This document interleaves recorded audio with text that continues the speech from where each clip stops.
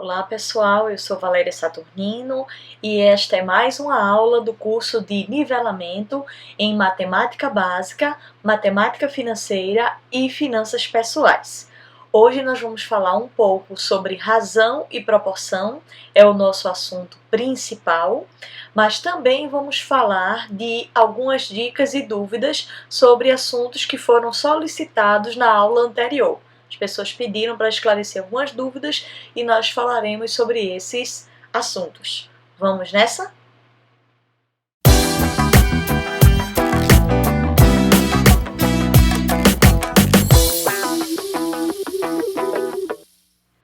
Bom, o assunto que nós vamos tratar hoje se resume a 4 grandes assuntos.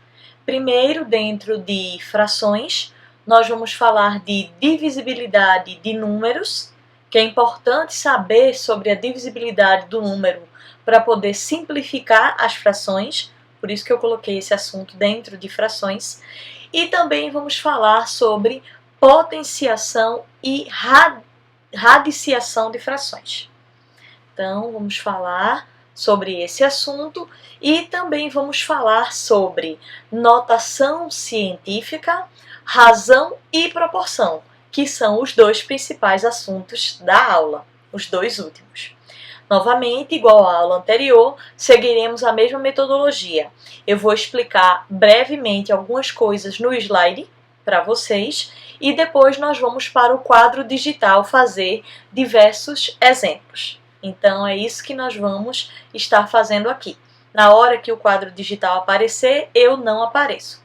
Eu só apareço aqui interagindo com vocês e com os slides. Primeiro vamos falar sobre divisibilidade de números. Geralmente você precisa utilizar o conceito de divisibilidade de números quando você vai simplificar uma fração. Eu preciso dividir o numerador e o denominador por um mesmo valor até que ele vá simplificando para ficar no menor valor possível. Então, quando é que um número ele é divisível por outro? Um número é divisível por outro quando o resto da divisão é igual a zero, ou seja, quando é um número exato. Então, por exemplo, o número 21, ele não é divisível por 2. Se eu for fazer a divisão de 21 por 2 na mão, vai dar 10 com o resto 1. Se eu fizer na calculadora, vai dar 10,5. Não dá um número exato. Já se eu dividir 21 por 3, o resultado vai dar 7, com o resto 0, porque 3 vezes 7 é igual a 21. Então, 21 é um número divisível por 7. Existem critérios de divisibilidade. Primeiro, vamos falar do 0 e do 1. Qualquer número ele é divisível por 1 e o resultado é ele mesmo. Então, eu pegar 10 reais e dividir para uma pessoa só, a pessoa vai ter os 10 reais. Qualquer número dividido por 0 não existe. Então, é importante lembrar dessa regra. Não existe fração onde o denominador é 0. O resultado não existe. E quais são os critérios de divisibilidade para os outros números? Existem diversos critérios, a partir do 10, 11, 12, 13, diversos. Eu só vou falar aqui até o 10, tá? Então, quando é que um número ele é divisível por 2? Um número ele é divisível por 2 quando ele for par. Quando ele terminar em 0, 2, 4, 6 ou 8, ele é divisível por 2, porque ele é par e o resultado vai dar um número ímpar. Quando é que um número ele é divisível por 3? Quando a soma dos seus algarismos for divisível por 3. Então, vamos dar um exemplo simples para pensar e depois a gente vai praticar no quadro digital com exemplos mais complexos. 15. A gente sabe de cara que 15 é divisível por 3, né? Porque 15 dividido por 3 dá 5. Mas se você somar, se você utilizar a regra, 1 mais 5 dá 6. 6 é divisível por 3, que vai dar 2. Isso se aplica a qualquer número de qualquer tamanho. A soma dos algarismos for divisível por 3, ele é divisível por 3. Quando é que um número ele é divisível por 4? ele é divisível por 4 quando ele terminar em 00, ou quando os seus dois últimos algarismos forem divisíveis por 4. Então, por exemplo, terminou em 00, R$100. 100 dividido por 4 dá 25 para cada um. Ele é divisível por 4. O 100, ele terminou em 00. O 1000 também, 250. Ah, mas se não for assim, se for outro número. Então, por exemplo, 816.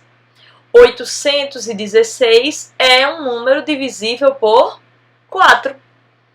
Porque os dois últimos algarismos terminam em 16, que é um número divisível por 4. Então, 816 dividido por 4 vai dar 204 para cada pessoa. Quando é que um número ele é divisível por 5? Quando ele termina em 0 ou em 5. Se o número terminar em 0 e for dividido por 5, o resultado vai ser um final 5. E se o número for 5 e ele for um final for 5 e ele for dividido por 5, provavelmente vai dar aí 5 também. Então, por exemplo, 25 dividido por 5 vai dar 5. 155 dividido por 5 vai terminar aí com 1, mais ou menos. Então, é só você fazer as contas que você vai ver. Qualquer número que terminar em 5 ou 0 é divisível por 5. Quando é que um número é divisível por 6? Quando aquele número, todo aquele que for divisível por 2 e por 3. Não é 2 ou 3, é 2 e 3. O número ele só é divisível por 6 quando ele for divisível por 2 e por 3. Aí é só você aplicar a regra do 2 e do 3, que aí você sabe se ele é divisível por 6. Quando é que um número é divisível por 7? Essa é mais complicada, né? É quando o último algarismo do número você multiplica por 2 e depois subtrai isso dos algarismos restantes. Tem que dar um valor que seja divisível por 7. A gente vai fazer um exemplo no quadro digital, tá? Por isso que eu estou só falando os conceitos. Quando é que um número ele é divisível por 8? Quando ele terminar em 3 zeros, ou se os 3 últimos números forem divisíveis por 8. Quando é que um número ele é divisível por 9? Lembre-se que essas regras elas são práticas para números enormes, tá? Números mais simples, 16. 16 é divisível por 8, vai dar 2. Mas não se aplica nessa regra aí, tá? É mais aquela questão da tabuada mesmo. Então, vamos lembrar da tabuada? Enquanto eu souber a tabuada, eu não preciso da regra de divisibilidade. Só depois da tabuada é que eu vou precisar. Então, 8 vezes 1, 8, 8 vezes 2, 16, 8 vezes 3, 24, e por aí vai. 8 vezes 9 e 8 vezes 10, 80. 8 vezes 9, 72. Então, você vai fazendo, tá certo? E aí, quando não consigo mais, passei de 100, pronto, eu vou aplicar a regra do 8. Então, 8 vezes 12, ainda não aplica a regra, por aí vai.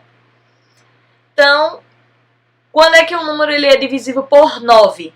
Quando a soma dos seus algarismos for divisível por 9. Então, é a mesma regra do 3, tá? 3 vezes 3 igual a 9. 3 ao quadrado, né? Igual a 9. Então, é a mesma regra do 3, equivale para o 9. Quando a soma dos seus algarismos for divisível por 9, ele é um número divisível por 9. Então, por exemplo, 81. 8 mais 1, 9. 9 é divisível por 9. Então, 81 é divisível por 9. E quando é que um número ele é divisível por 10? Quando ele terminar em 0. Qualquer número que termine em 0 é divisível por 10.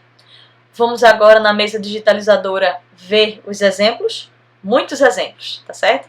A gente vai fazer exemplos com frações, a gente vai fazer exemplos só de divisibilidade mesmo. Vou mostrar agora para vocês. Aqui na mesa digitalizadora para mostrar exemplos de divisibilidade. Então vamos começar com a divisibilidade. divisibilidade por 2, tá? Como eu disse, um número ele é divisível por 2 quando ele for par. E para ele ser par, é necessário que ele termine em 0, 2, 4, 6 ou 8. Então, se a gente pensar nesses próprios números, 2, 4, 6 e 8, eles são divisíveis por 2. Então, eu tenho 4, é só eu dividir ele por 2, vai dar igual a 2. Eu tenho 6, é só eu dividir ele por 2, vai dar igual a 3. Digamos que eu tenho um número maior, eu tenho 12. Eu sei que ele termina em 2, então eu sei que ele é par. Então, ele é divisível por 2. 12 dividido por 2 é igual a 100, a 6. 144 é um número grande. Eu não preciso me preocupar em fazer a conta primeiro para saber que ele é divisível por 2. Ele é divisível por 2 somente pelo fato do seu último número ser um 4. Então, é só você fazer, aqui vai dar 72. A divisibilidade por 2 ela é muito conhecida, encontrada em simplificação de frações. Então, eu tenho, por exemplo, 10 dividido por 18. Ambos os números são pares e eu quero simplificar a fração. Aí eu divido ambos por 2. Então, em cima eu vou ter 5 e embaixo eu vou ter 9. Não tenho mais como dividir, porque 5 só é divisível por 5 e por 1, e 9 só é divisível por 3 e por 1. Então, não tenho mais como dividir, eles não têm divisores iguais. Então, digamos que eu faça 12 dividido por 36, ambos são divisíveis por 2, eu faço a divisão por 2, e aí eu tenho 12 dividido por 2 vai dar 6, e 36 dividido por 2 vai dar 18. E 6 é divisível por 6 e 18 também. A gente ainda vai chegar na divisibilidade por 6, tá? Mas 3 vezes 6 é igual a 18. Então, eu já vou dividindo aqui por 6 e por 6. Vai ficar aí 1/3. Então, a divisibilidade de números ela é muito utilizada para fazer a simplificação de frações. Suponha agora que você quer analisar a divisibilidade por 3. Conforme eu disse no slide, um número ele é divisível por 3 quando a soma de seus algarismos é um número divisível por 3. Por 3. Então, por exemplo, 72, ele é um número divisível por 3. Poxa, professora, 72 divisível por 3? É. Por que 72 é divisível por 3 sem nem precisar fazer a conta? Porque 7 mais 2 é igual a 9, e 9 é divisível por 3. Então, se você for fazer mesmo 72 dividido por 3, 2 vezes 3 vai dar 6, 7 menos 6, 1, 12. 4 vezes 3 igual a 12. 12 menos 12, resto 0. Que foi o que eu falei lá no slide, que um número ele é divisível por outro quando o resto dá 0. Eu tenho também um número, por exemplo, um número grande, né? Vamos pensar aí num número grande.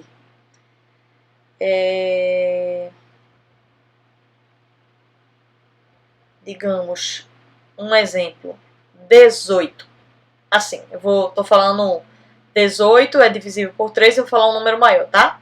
18 é divisível por 3, você soma 8 mais 1, vai dar igual a 9, que 9 é um número divisível por 3. Então, digamos que eu tenha um número, por exemplo, 81.118. 81.118. Esse número é enorme. Eu ainda não dividi por 3, mas eu sei que ele é divisível por 3. E por que é que ele é divisível por 3? Porque 8 mais 1 mais 1 mais 8, isso aqui vai dar igual a 18. E 18 é um número divisível por 3. 3 vezes 6, 18. Se ainda aqui desse um número gigante que você não soubesse, era só continuar somando. 8 com 1 dá 9, e 9 é um número divisível por 3. Então, por exemplo, 8.118 é um número divisível por 3. 4.119 é um número divisível por 3, porque 4 mais 1 mais 1 mais 9 é igual a 9, 10, 11, 11 com 4, 15. E 15 é um número divisível por 3. 15 dividido por 3 dá 5. Então, é interessantíssimo utilizar essa regra de divisibilidade por 3. Agora vamos falar sobre a divisibilidade por 4. Divisibilidade por 4. Quando é que um número ele é divisível por 4? Um número ele é divisível por 4 se ele termina com 2 zeros, quando o fim dele é com 2 zeros, ou quando os dois últimos algarismos,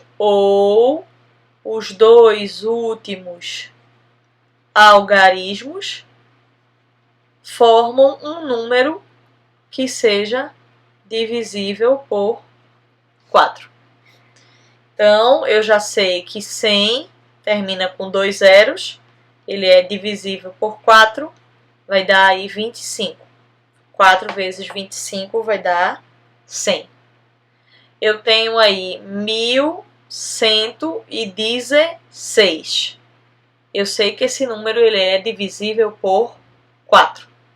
E aí, nesse número, ele é divisível por 4, eu sei porque os dois últimos algarismos formam um número divisível por 4. 4 vezes 4 dá 16.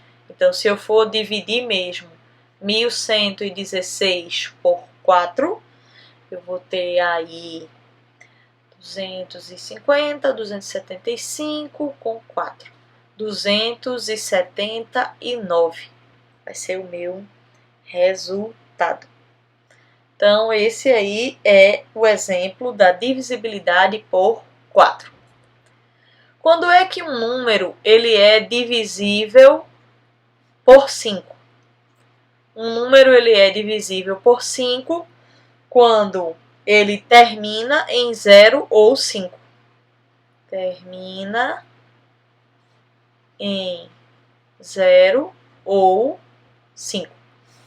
Então, qualquer número que terminar em 0 ou 5 é divisível por 5. 10, 15, você pode ir fazendo aí a sequência dos números. 20, 25, vai fazendo a sequência dos números. 2.347.585. Não importa aí o que tem antes, esse número é um número divisível por 5, porque ele termina em 5. Alguma dúvida, gente? Vai comentando aí nos comentários. Divisibilidade por 6 agora. Divisibilidade por 6. Um número ele é divisível por 6 quando ele for divisível por 2 e por 3. I. Não é ou. É I por 3. Ele tem que ser divisível por 2 e por 3 ao mesmo tempo. Então, por exemplo, 24. 24 ele é divisível por 2, por quê? Porque ele é um número par, ele é um número que termina em 4. E 24 é divisível por 3, por quê? Porque a soma de 2 mais 4 dá igual a 6, que é um número divisível por 3. Então, se 24 é divisível por 2 e por 3 ao mesmo tempo, ele é divisível por 6. É só eu fazer 24 dividido por 6, 4 vezes 6 vai dar igual a 24, então o resultado é 4. de 24 dividido por 6. Digamos que a gente tem aí um número, por exemplo, 720 é um valor. Esse número ele é divisível por 2? Porque ele é par, ele termina em 0. E esse número é divisível por 3? Porque a soma dos seus algarismos, 7 mais 2 mais 0, dá igual a 9, e 9 é um número divisível por 3. Então, se eu for fazer 720 dividido por 3, eu vou ter 2 vezes 3, 6, sobra 1, vem o 2, 4 vezes 3, 12, 12 menos 12, 0, desce o 0 e coloco o 0 aqui. Então, eu vou ter 240. Ai, perdão, minha gente, eu dividi por 3 e era para dividir por 6. Deixa eu pegar a borracha aqui.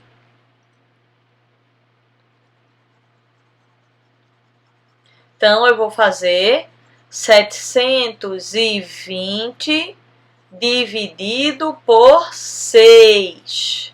Eu fiz por 3. Eu vou fazer 720 dividido por 6.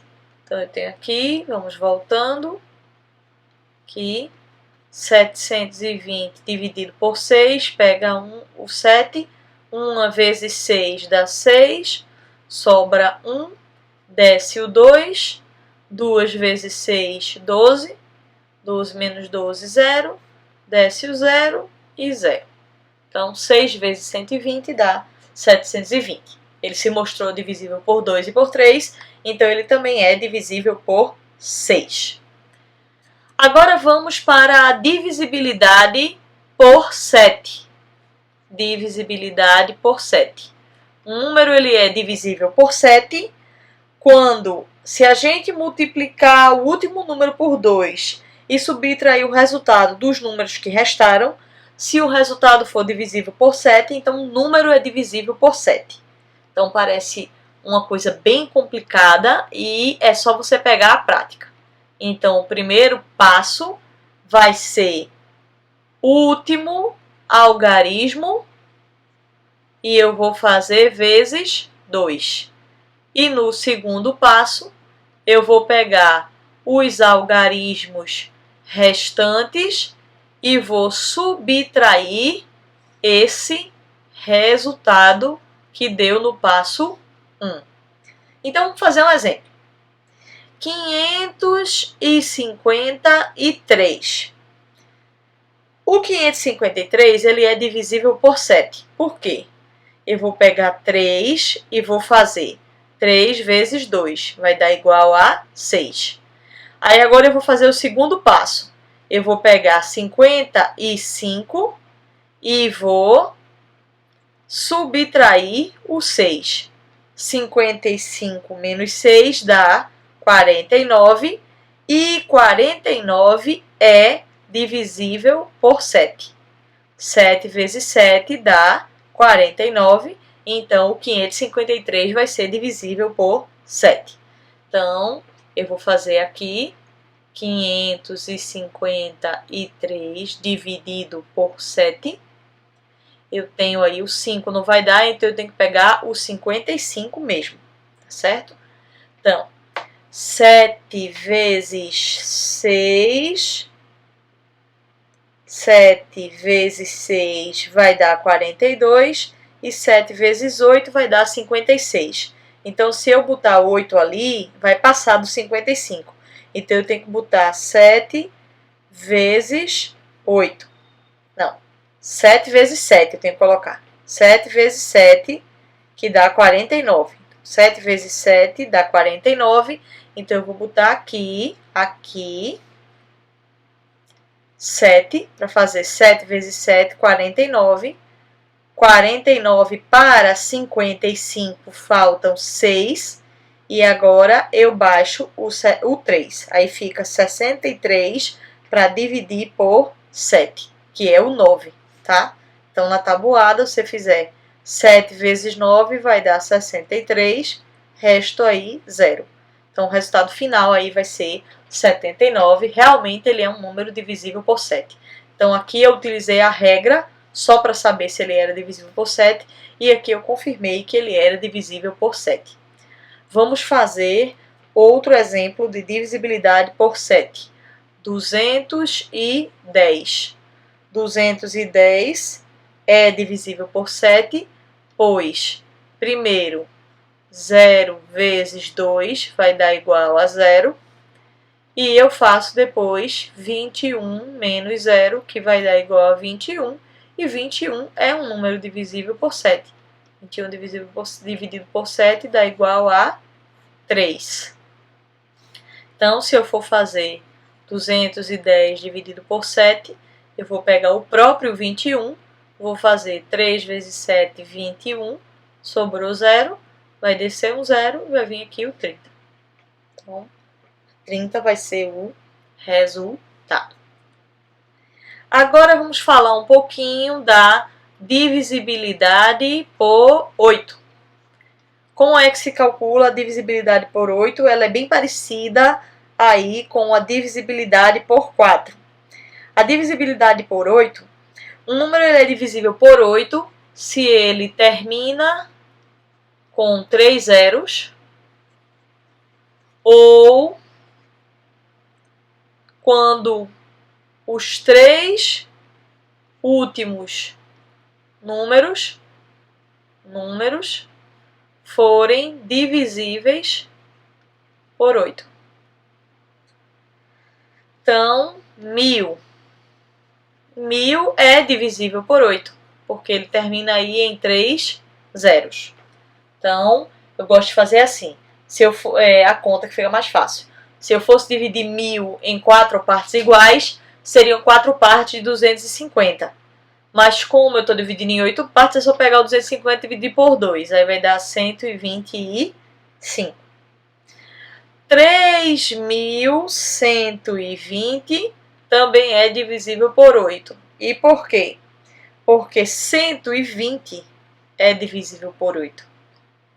Então, 120 ele é divisível por 8. 3120 dividido por 8 vai dar igual aí a R$390. Mas agora a divisibilidade por 9. A divisibilidade por 9 ela é a mesma regra do 3 aplicado ao 9. Quando a soma dos algarismos for um número divisível por 9. Pronto. Então, eu tenho aquele mesmo número que eu falei, 8.118. Isso vai ser um número divisível por 9. Por quê? Porque 8 mais 1, mais 1, mais 8 vai dar igual a 18. E 18 é divisível por 9. 2 vezes 9 dá 18. Então, eu tenho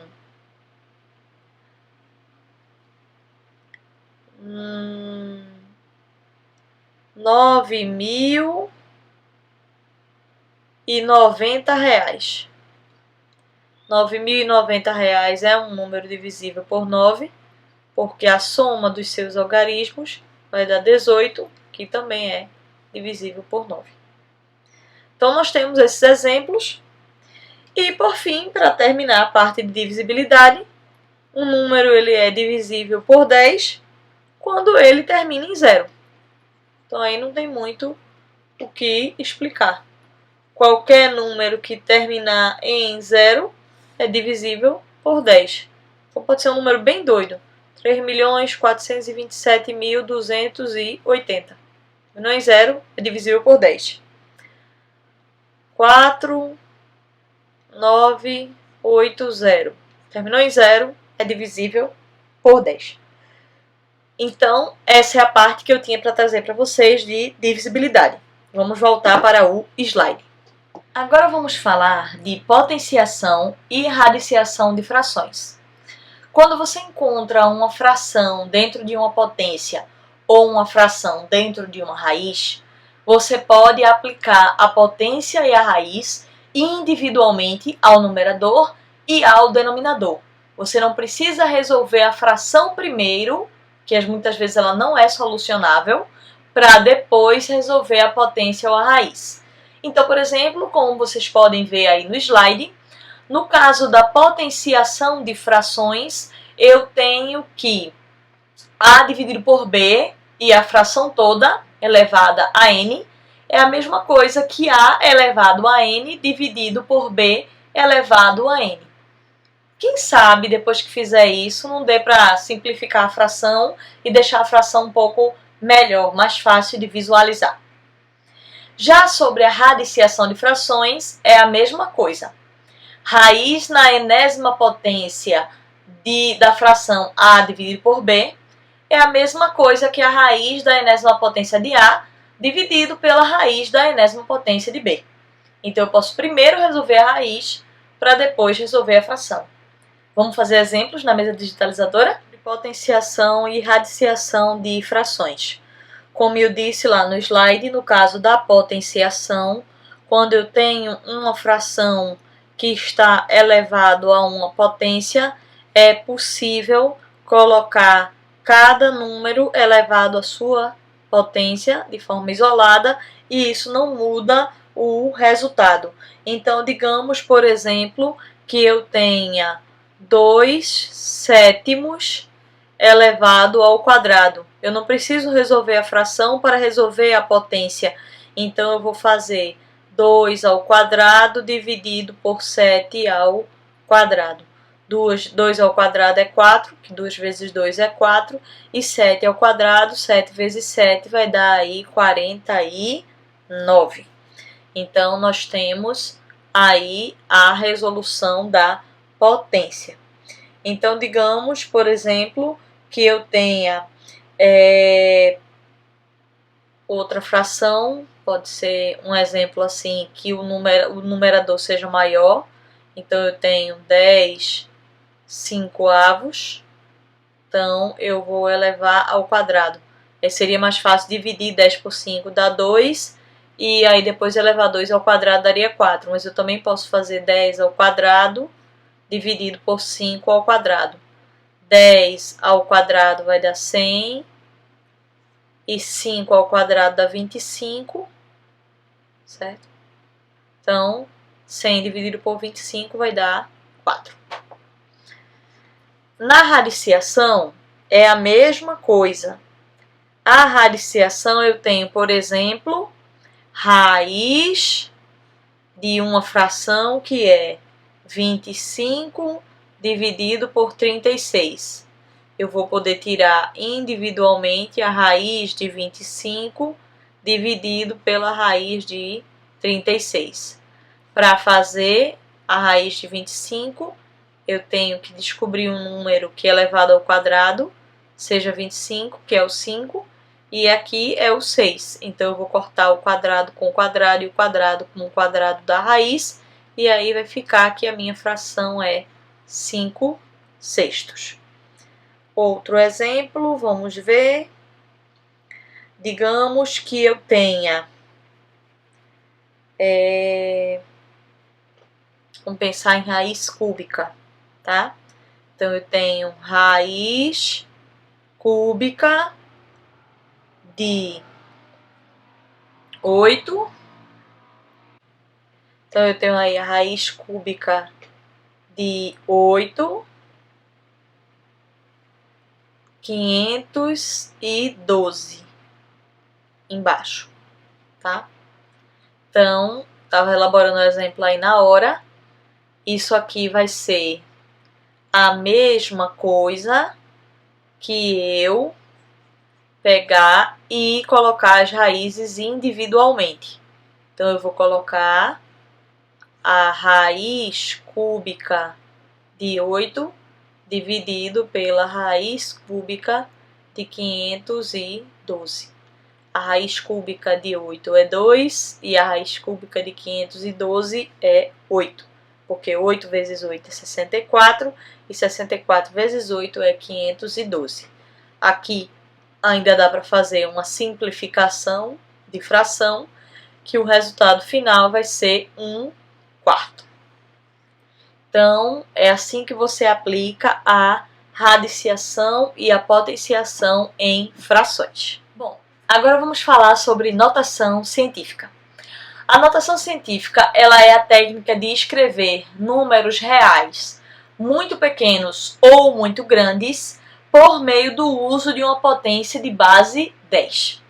Então, como vocês podem ver aí no slide, num número em notação científica ele é escrito assim: A vezes 10 elevado à enésima potência. Quem é A? A ele é chamado de mantissa ou coeficiente. E quem é B? B ele é o expoente, N. Quem é N? Ele é o expoente ou a ordem de grandeza. Primeiro, qual é o primeiro passo na notação científica? Eu tenho que encontrar a mantissa ou o coeficiente. Como é que eu faço isso? Eu desloco a vírgula até a direita do primeiro algarismo significativo, ou seja, aquele que é diferente de zero. Então, eu posso ter 10 milhões de reais. 10 milhões de reais, quantos zeros tem 10 milhões de reais? Tem 7 zeros. Eu vou pegar a vírgula, vou andar até chegar perto do 1. Não pode ser, o A não pode ser 10. O A ele é sempre um número entre 1 e 9, certo? Entre 1 e 9,999999. Ele também não pode ser 0,33. Se fosse assim, eu andava com a vírgula mais uma casa. Então, a mantissa ou coeficiente, ele sempre é um número entre 1 e 9,99999999. É uma dízima periódica aí que vem antes do 10. Então, o coeficiente, ou mantissa, ele é sempre esse valor. Então, 10 milhões eu vou andar com a vírgula e vou deixar a vírgula ali juntinho do 1. Então, vai ser 1, o A vai ser 1, vezes 10 elevado a 7. E aí, quem é o expoente? O expoente ele é a quantidade de casas que eu andei com a vírgula. No caso dos 10 milhões, eu andei 7 zeros com ela. Andei com ela para a esquerda. Então, o valor aí vai ser um número positivo, o expoente. Então, vai ser 1 que multiplica 10 elevado à sétima. 1 que multiplica 10 elevado à sétima é a mesma coisa que 10 milhões, por exemplo, de reais. Já pensou? Você dizer, eu tenho uma fortuna que equivale a 1 que multiplica 10 elevado à sétima? Só se a pessoa souber a notação científica para saber que a sua fortuna é de 10 milhões, certo? Se o número for decimal, ou seja, menor do que 1, perdão, 0,837, eu vou andar com a vírgula quantas casas forem necessárias para a direita até encontrar o primeiro número significativo. Então, por exemplo, a massa de um elétron é 0,00000000028 não sei o que. Aí você anda com a vírgula, aí ele fica. A massa do elétron é 2,86 que multiplica 10 elevado a menos 28. Ou seja, é uma potência negativa, que significa que a casa vai andar para a direita e eu vou ter um número decimal bem pequenininho. Em estatística, a gente diz que um teste ele foi significativo quando ele tem significância de 1% ou menos. Quando é que uma significância de 1%? 1% é 0,01. Como seria 0,01 em notação científica? Perdão, peraí. 0,01. Como seria 0,01 em notação científica? Eu vou andar 2 casas até encontrar 1. 1 que multiplica 10 elevado a menos 2. Então, é a mesma coisa. 1%, 0,01 ou 1 que multiplica 10 elevado a menos 2 é a mesma coisa, que é 1%. Só escrito de formas diferentes. Vamos ver exemplos na mesa digitalizadora? Sobre exemplos de notação científica. Então, como eu disse a vocês, a notação científica é sempre um número que multiplica 10 elevado a uma determinada potência. Esse A ele é chamado de mantissa ou coeficiente e o N ele é chamado de grandeza ou expoente. Então, por exemplo, se eu tenho um número assim, 0,00005, eu quero colocar ele em notação científica. O que é que eu preciso fazer? Eu vou andar com a vírgula até a direita do primeiro número significativo, que no caso aqui é 5. Então, meu A vai ser 5, que multiplica 10 elevado a que potência? Quantas vezes a vírgula andou? 1, 2, 3, 4, 5. E ele andou para a direita, é um número decimal. Então, aqui é 10 elevado a menos 5. Que aí eu sei que vai ser um número decimal, que se eu quisesse transformar de volta, ele deveria ir para a esquerda. Aqui, né? Se eu quiser transformar de volta, eu tenho que ir para a esquerda. Digamos outro exemplo, 0,000498. Eu vou pegar, andar com a vírgula até a direita do primeiro número significativo, que no caso é o 4, e o meu A vai ser 4,98. Eu não posso ignorar os outros números. Então, 4,98, que multiplica 10 elevado a que potência? A vírgula andou 1, 2, 3, 4 casas decimais, e como é decimal, ela andou para a direita, então aqui é 10 elevado a menos 4. Então, esses são dois exemplos com decimais. Vamos ver agora dois exemplos gigantes. Digamos que eu tenha uma fortuna de 17 bilhões de reais. Então, não é milhar, não é milhão, é bilhão. Aqui é a casa das centenas, dos milhares, dos milhões e eu já estou no bilhão. O que é que eu vou precisar fazer para descrever esse número em notação científica? Aqui está a vírgula, né? Então, eu vou andar com a vírgula a quantidade de casas necessárias até ficar à direita do número. Ah, não é 17? Não, é 1,7. Todas as notações científicas, eles ficam aí entre 1 e 9,99999. Então, é 1,7 que multiplica 1, 2, 3, 4, 5, 6, 7, 8, 9, 10. 10 elevado à décima potência. Então, isso significa que se algum dia eu fosse transformar isso de volta, ele iria andar, a vírgula iria andar 10 casas para a direita. Então, esses aí são os nossos exemplos de notação científica. Praticando bastante você consegue, e se você utiliza números tão grandes ou tão pequenos para utilizar isso, o próprio Excel muitas vezes ele já mostra lá o valor em notação científica. Tem como você solicitar que a formatação seja em notação científica. Agora vamos falar sobre razão. Para falar de razão, primeiro a gente tem que falar de grandeza. O que é uma grandeza? Grandeza ela é uma relação numérica com um objeto. Tudo que se possa contar, medir, enumerar. Então, tudo que se possa enumerar é uma grandeza. Quilômetro, certo? Então, eu tenho uma relação numérica com um objeto chamado quilometragem, que é o espaço, né? Então, eu consigo medir. A quilometragem é uma grandeza, uma ordem de grandeza. Todos esses exemplos, quilômetros, metros, reais, dinheiro. Dinheiro é uma ordem de grandeza. Velocidade. Velocidade é uma razão. Eu vou mostrar ainda. Então, quilômetros, metros, milímetros,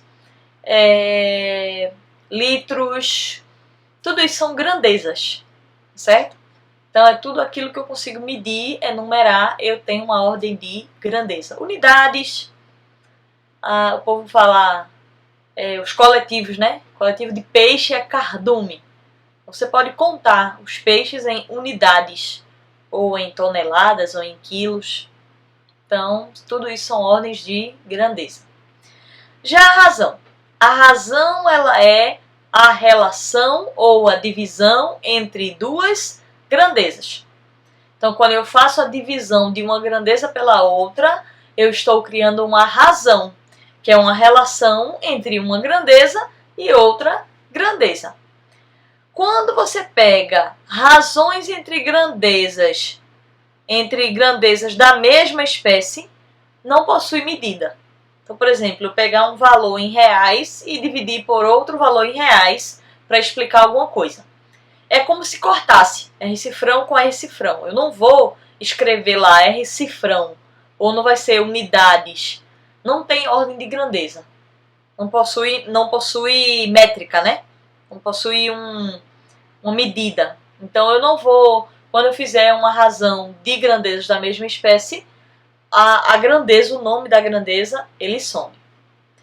Vamos falar um pouquinho da razão nas nossas vidas. Onde é que a gente vê razão? Assunto de matemática chato. É nada. Ele está presente nas nossas vidas todos os dias. A velocidade, ela é uma razão. A velocidade de um carro é medido em quilômetros por hora. É a quantidade de quilômetros que eu ando em uma hora.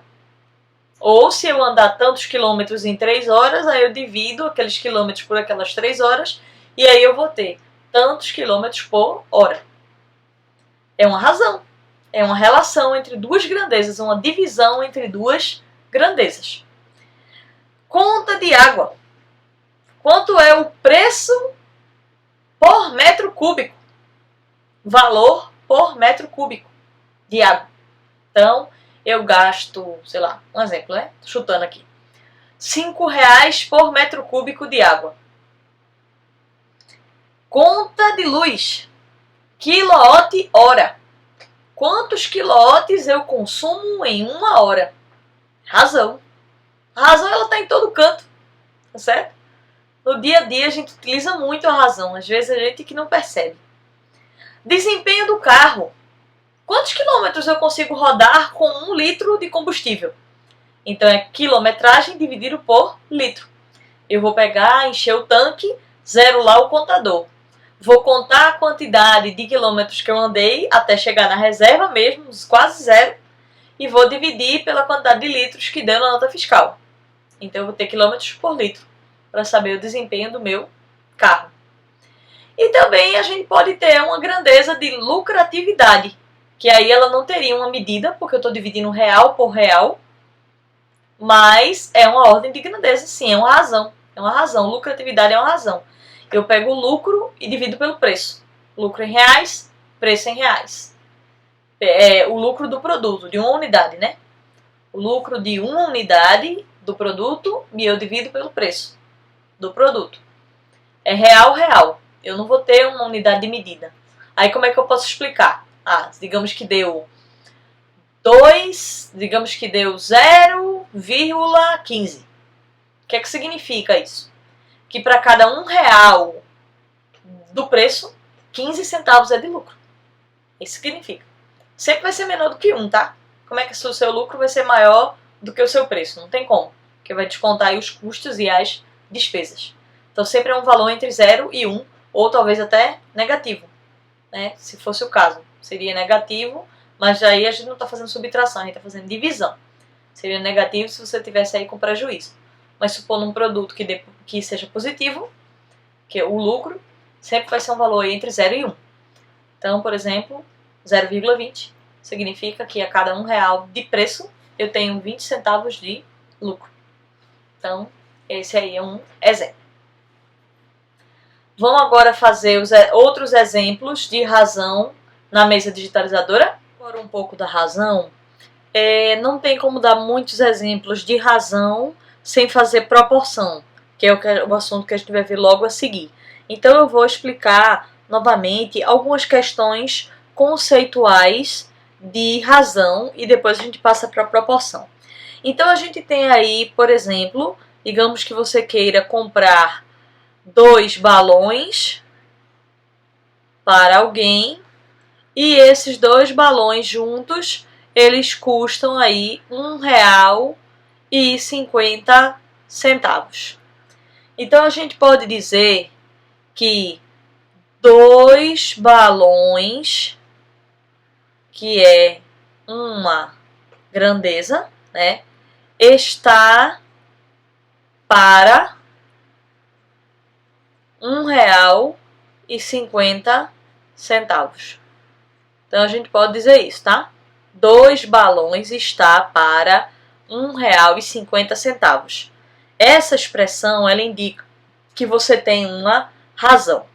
Se eu for pegar R$1,50 e dividir por 2 balões, eu tenho uma razão, uma relação de divisão entre eles.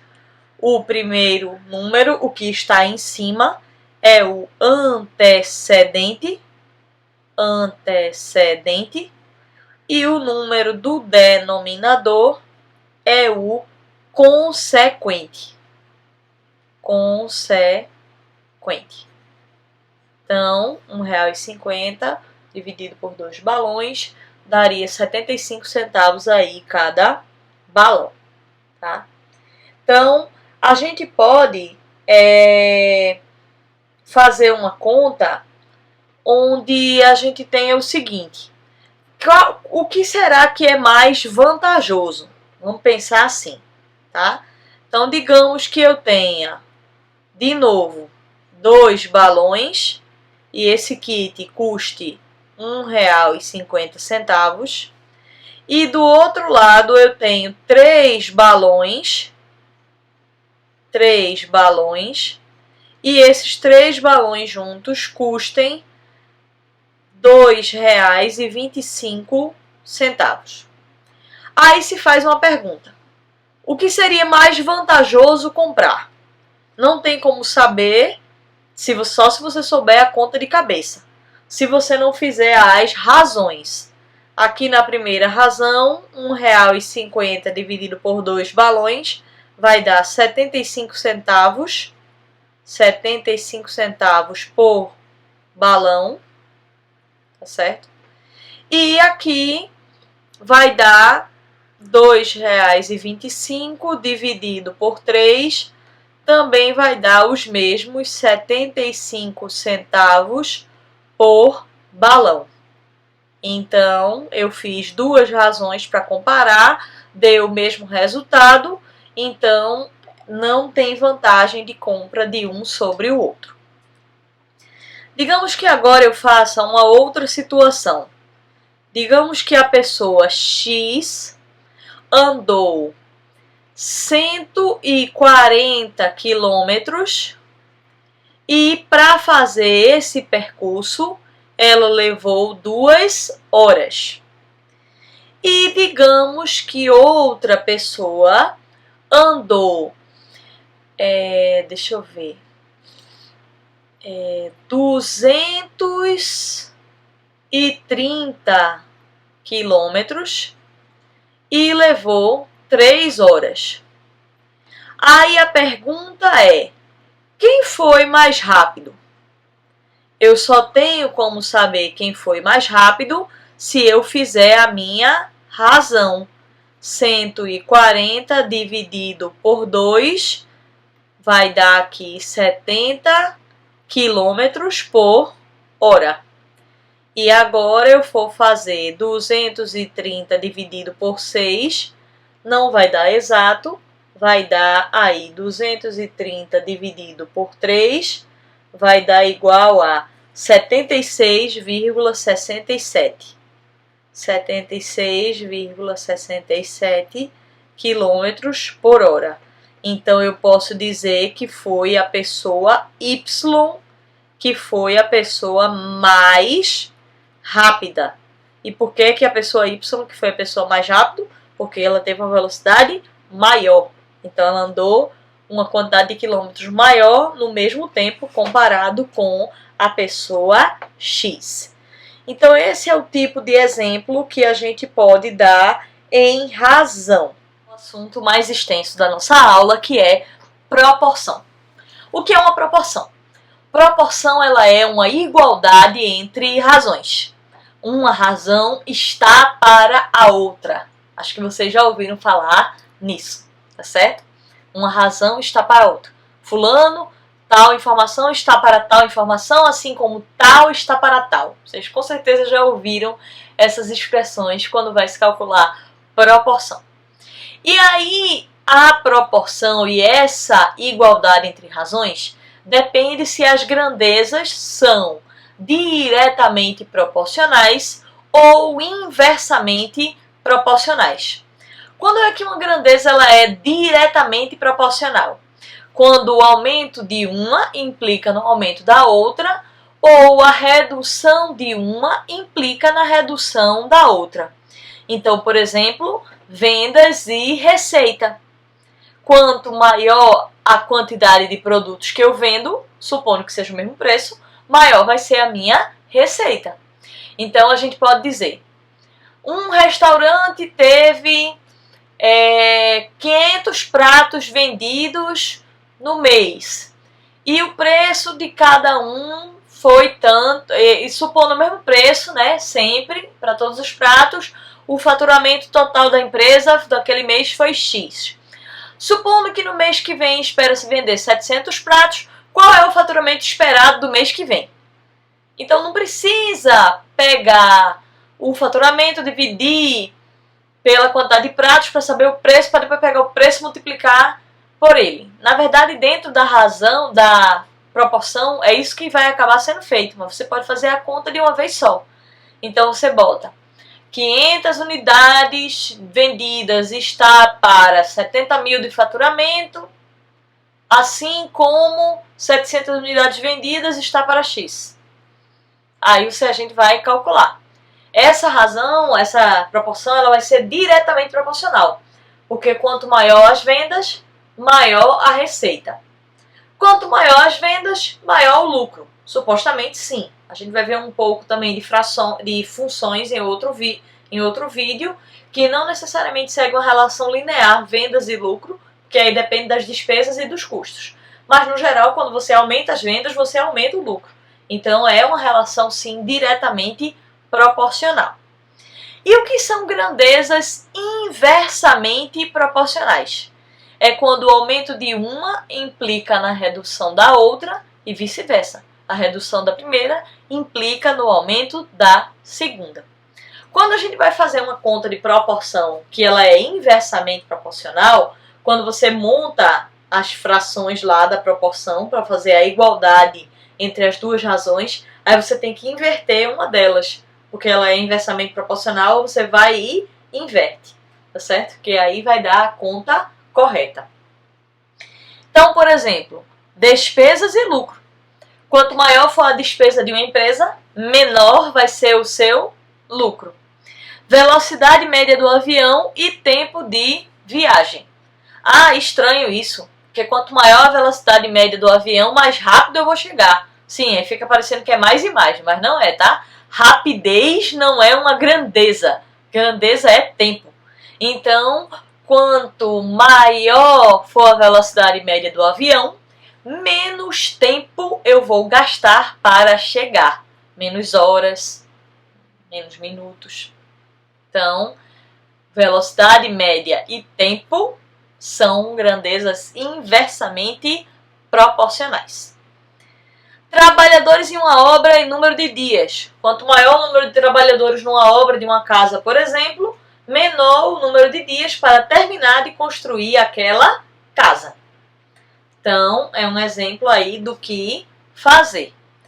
E aí, o que é, por exemplo, né? Velocidade e tempo de chegada em um carro.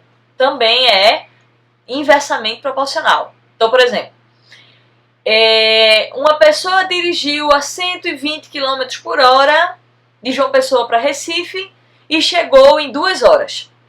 Se alguém dirigir com uma velocidade média de 160 km por hora, em quanto tempo ela vai chegar? Aí você faz a conta e você vai descobrir que é menos de 2 horas. Porque eu fui numa velocidade média maior então eu demoro menos tempo. Muitas vezes o que acontece quando o povo bota essas questões no concurso, né, Enem, ENAD, e a gente vai fazer algumas questões dessas aqui. Aí a pessoa vai e coloca só para você marcar.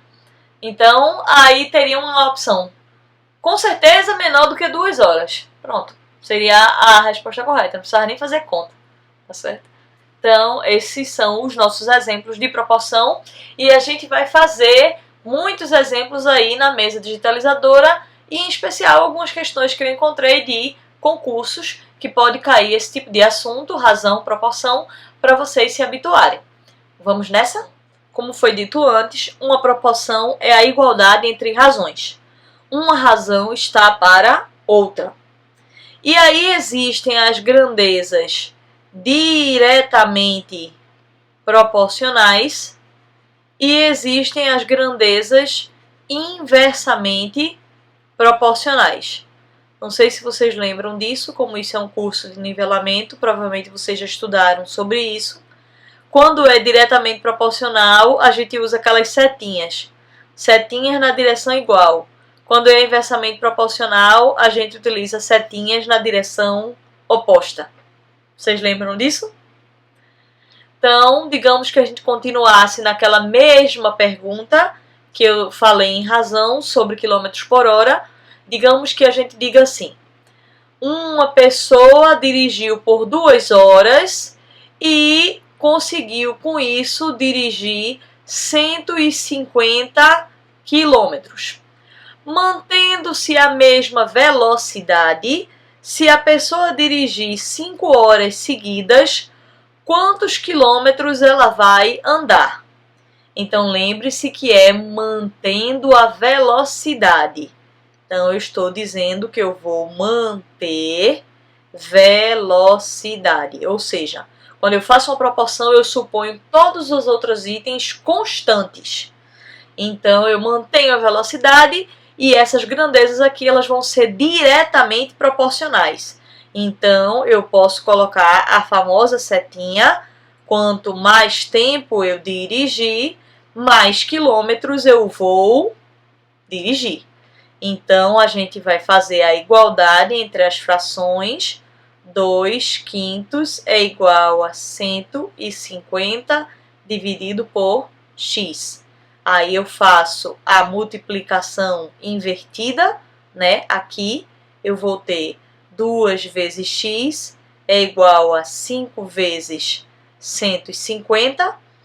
E depois meu x vai ser igual a 5 vezes 150, vamos ver quanto dá. 5 vezes 150 deu 750. 750 dividido por 2, que o 2 está multiplicando, passa para o outro lado dividindo. 375 quilômetros. Então, se uma pessoa demorou 2 horas e andou 150 quilômetros, em 5 horas ela vai dirigir 375 quilômetros. Teria outro jeito de calcular isso? Tem. Se a pessoa demora 2 horas para andar 150 quilômetros, é porque ela andou a 75 km por hora. Que 150 km dividido por 2 dá 75. É a razão, né? 75 km por hora. Aí é só multiplicar por 5 horas, que vai dar os 375. Então, é outro jeito de fazer a mesma conta. Eu vou apagar o quadro digital para a gente poder fazer um exemplo de inversamente proporcional. Quando ele é inversamente proporcional, é quando um item aumenta, o outro diminui. Então, por exemplo, é muito comum quantidade de operários versus dias para concluir uma obra. Se eu tenho 10 operários trabalhando numa casa, 10 operários trabalhando numa casa, e com esses 10 operários eu construo uma casa em 90 dias, mantendo-se os mesmos tamanhos de área, os mesmos itens que vão ser feitos, a mesma quantidade de horas trabalhadas por dia, eu teria, se eu tiver 20 operários, em quantos dias eu termino a casa? Essas grandezas, elas são inversamente proporcionais, que eu aumento a quantidade de operários, eu vou diminuir a quantidade de dias. Então, eu vou colocar 10 dividido por 20, e quando eu coloco a outra equação, eu inverto. Eu boto x dividido por 90. Aí agora eu vou multiplicar os extremos pelos meios. Então eu tenho 10 vezes 90 é igual a 20 vezes x. 10 vezes 90 vai dar 900, e o 20 que está multiplicando passa para o outro lado dividindo. 900 dividido por 20 é igual a x. Corta 0 com 0, 90 dividido por 2, x é igual a 45 dias, que era aí o resultado que eu já esperava. Se você duplicou a quantidade de operários, você reduz pela metade a quantidade de dias da obra. Exemplo de uma questão de razão e proporção que caiu num concurso para escriturário da Avaprev São Paulo. Maria tem R$50 a mais do que tem João, e juntos eles têm R$200. Desta forma, o valor que João tem corresponde do valor que Maria tem a... E ele dá essas alternativas aí de razão para você fazer. Então, vamos chamar Maria de M e vamos chamar João de J. Ele diz que Maria tem R$50 a mais do que João. Então, o dinheiro que Maria tem é igual ao dinheiro que João tem mais R$50. Então, essa é uma equação. A gente tem aí a equação 1. E, além disso, ele diz que juntos eles têm R$200. Maria mais João é igual a R$200. Essa aí é a nossa equação 2. Então, agora eu descobri o valor que João tem correspondente ao valor que Maria tem em fração. Então, a primeira coisa que eu preciso descobrir é quanto Maria e João têm. O que eu posso fazer aqui é uma substituição, já que Maria é igual a João mais 50, então nesse M aqui da segunda equação eu vou inserir a equação 1. Então, esse M aqui vai ser J mais 50 mais J, que é o J aqui da segunda equação. Esse é a equação de Maria. E isso é igual a 200. Então, 2 vezes J vai ser igual a 200 menos 50. J vai ser igual a 200 menos 50 dá 150 dividido por 2. João tem aí R$75. Se João tem 75, Maria tem quanto? Maria tem 125. Juntos eles não somam R$200? Então, se João tem 75, Maria tem 125. O que é que eu preciso fazer agora para descobrir o resultado da questão? Eu vou fazer 75, que é o valor que João tem, dividido por 125, que é o valor que Maria tem. Vou simplificar, dividindo aí ambas por 5. Então, eu vou calcular 75 dividido por 5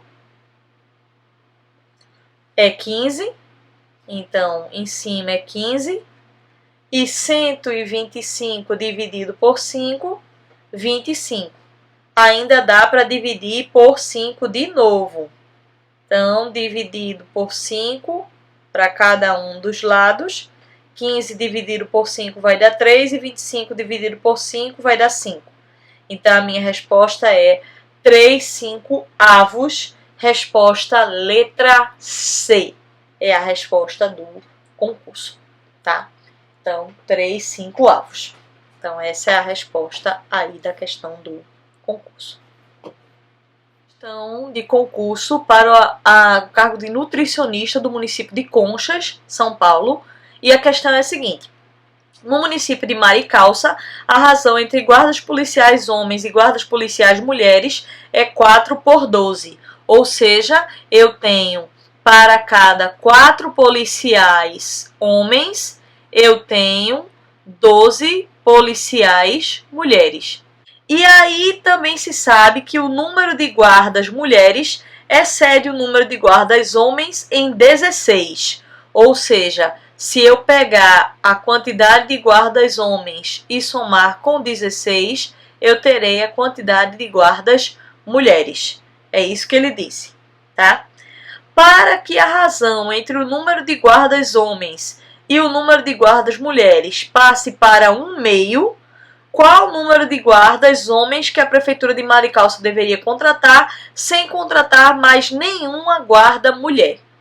Então, a primeira coisa que a gente precisa fazer é fazer uma simplificação dessa fração. Essa fração ela é divisível por 4, então 4 vezes 4 dá 1, 4 dividido por 4 dá 1 e 12 dividido por 4 dá 3. O que significa 1/3? Significa que para cada um homem tem 3 mulheres. Pronto. É isso que significa, tá? Para cada um homem se tem 3 mulheres. Então a gente já sabe que a quantidade de guardas mulheres é o triplo da quantidade de guardas homens. Então a gente tem a equação 1 e a gente pode construir a equação 2, que é quantidade de guardas mulheres é igual a 3 vezes a quantidade de guardas homens. Então essa é a equação 2. Aí agora eu vou substituir a equação 2 na 1. Eu tenho aqui homens mais 16 é igual a mulher. Quem é mulher? 3 vezes homem. H está somando, vai passar para o lado de lá subtraindo. Então, 16 vai ser igual a 3H menos H. Eu faço aí a propriedade distributiva, né? Então, vai ficar 16 vai ser igual a H, que multiplica 3 menos 1, que é 2. 16 é igual a H vezes 2. 16 dividido por 2 é igual a H. Então, nós temos 8 homens policiais na organização. Se temos 8 homens atualmente como policiais na organização, isso significa que temos 24 mulheres. Lembra que eu disse que era o triplo? 3 vezes 8, 24. E qual é a diferença entre 24 e 8? É justamente os 16. Aí agora vem a pergunta. Para que a razão passe para 1/2, ou seja, não ser mais o triplo, ser o dobro, a quantidade de mulheres ser o dobro da quantidade de homens, quantos homens a prefeitura tem que contratar? Horas, horas, horas. Se eu tenho 8 homens e 24 mulheres e eu quero que a razão passe para 1/2, então 24 mulheres, para a razão passar a ser 1/2, tem que ser 12 homens. Então essa aqui é a situação nova, tá? Para que passe a ser 1/2, 12 dividido por 24, é só eu dividir 12 por 12 dá 1 e 24 por 12 dá 2, 1/2. Para que a razão passe a ser 1/2, eu preciso ter 12 homens. Dos 12, eu já tenho 8. Então, eu vou precisar contratar 4 homens. Para dos 8 aumentar para 12, e aí eu não tenho mais uma relação de 1/3, e sim de 1/2. 4 homens, resposta da questão, letra D. Eu sugiro que a gente faça mais questões através do Google Meet, tá certo? Para que a gente possa esclarecer dúvidas. Mas essa aí é a ideia de utilizar razão e proporção. Vou trazer para vocês, agradeço a participação de todos. Então, durante aí o curso, nós iremos fazer outros vídeos e qualquer dúvida que vocês tiverem, manda um e-mail que a gente pode incluir essas dúvidas, essas contas que vocês precisam fazer nos vídeos. Então, até a próxima aula!